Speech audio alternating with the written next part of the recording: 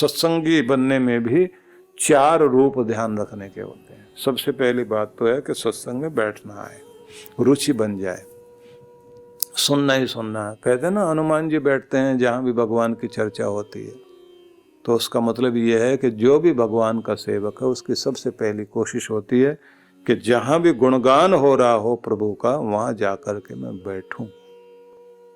तो सुनने की रुचि, पहले तो बैठना आना चाहिए, फिर अच्छा श्रोता बनना चाहिए। अच्छा सोता नहीं, श्रोता बनना चाहिए।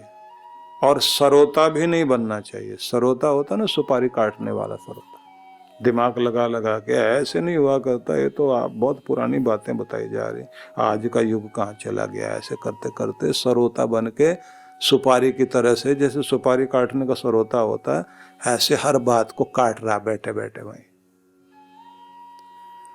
श्रोता बने, माँ श्रुतेन विरादसी, जो हम सुन रहे हैं उससे विपरीत न जाए और हमारी श्रद्धा उसमें पूरी पूरी हो।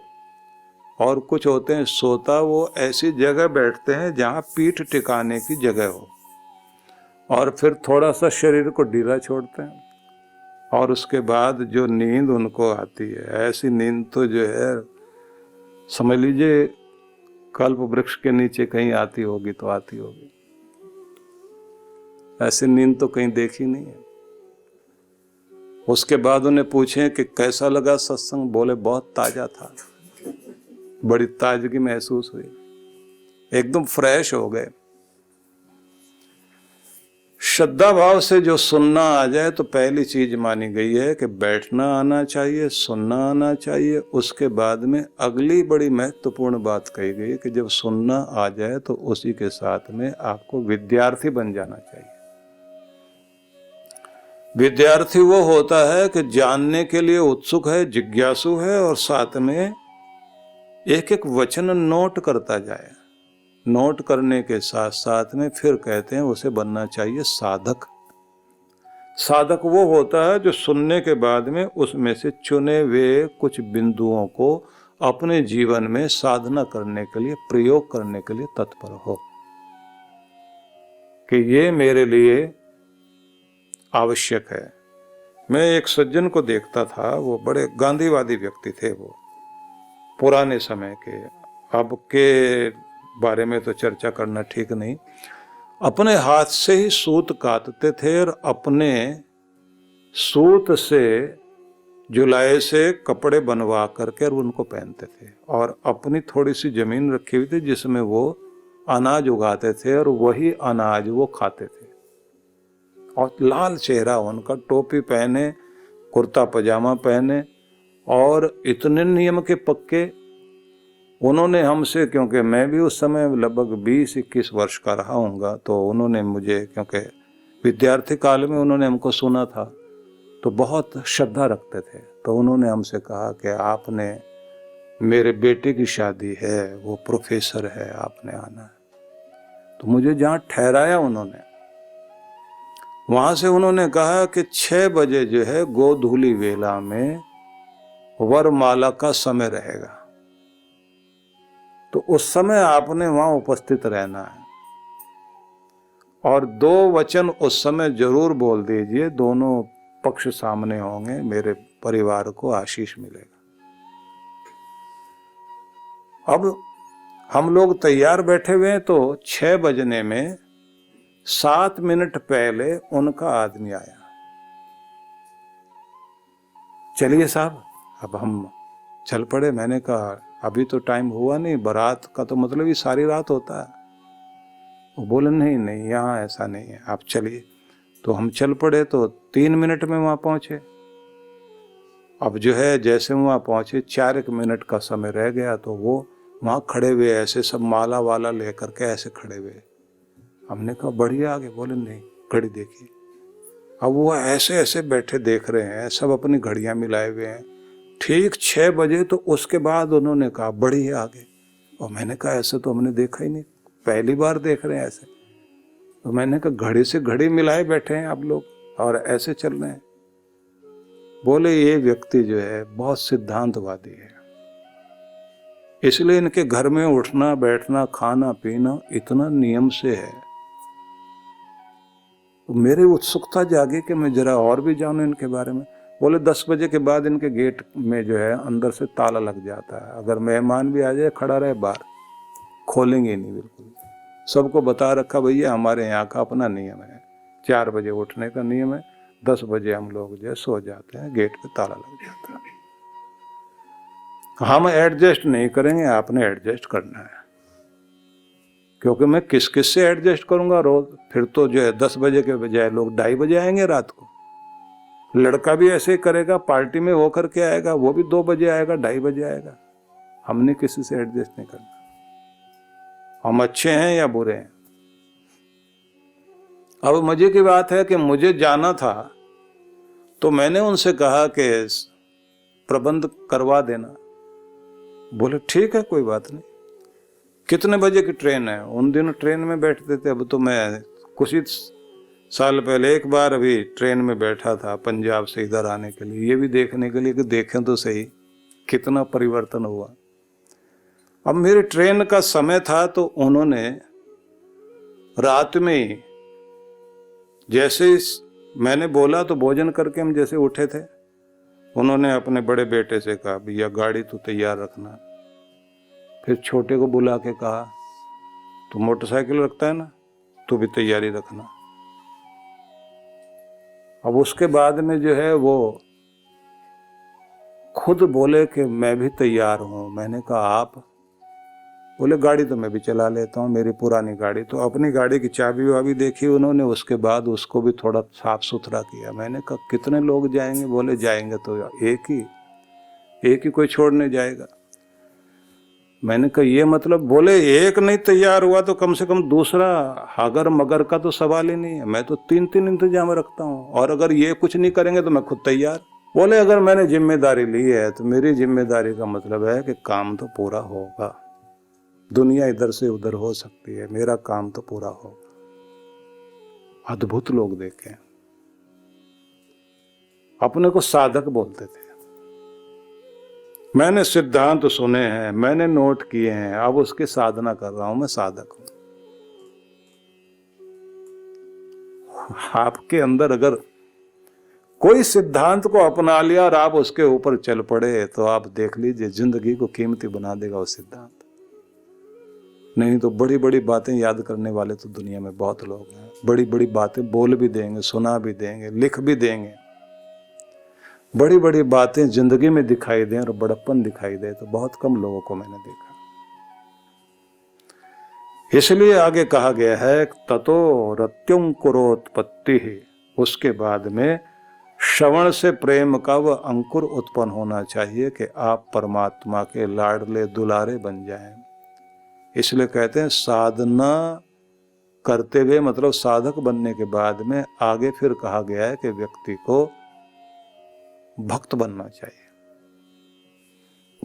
भक्त होता वो जो विभक्त नहीं होता, फिर बंटता नहीं। हो गए तो हो गए। अब परीक्षा की बात जब आती है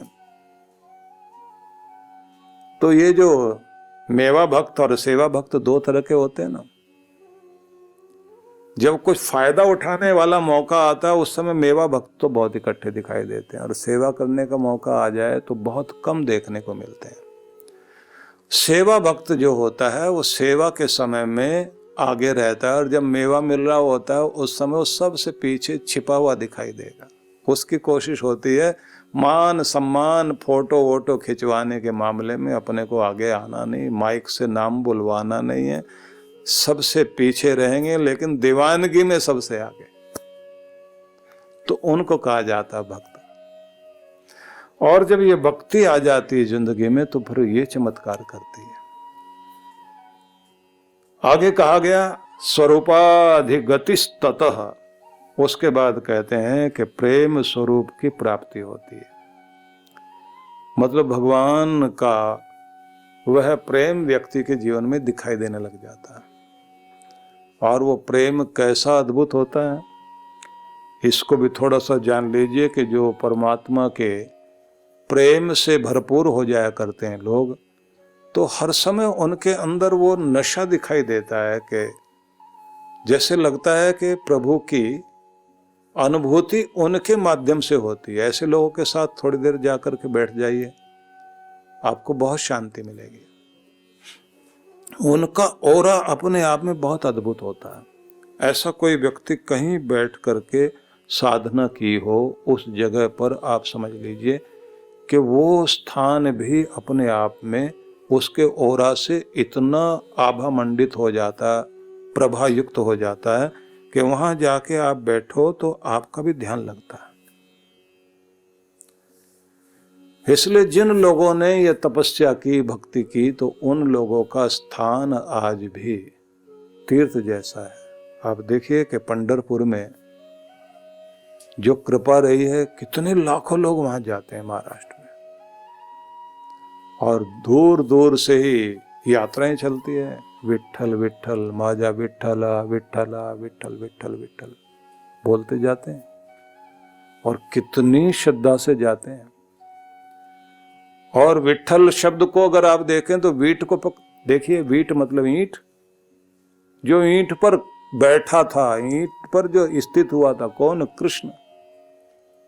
एक भक्त के अपने भाव से वो स्थिति आई कि कृष्ण भगवान प्रकट हुए, और जब वो आए तो उन्होंने कहा कि मैं कहाँ बैठूं, कहाँ खड़ा हूं, तो आगे पिताजी की सेवा करते करते ईंट आगे कर दी, वही इस पर बैठ जा। अब बैठे नहीं, कृष्ण अपने दोनों हाथ कमर पर रखकर ऐसे खड़े हुए हैं, और ये मुस्कुरा रहे हैं देख करके।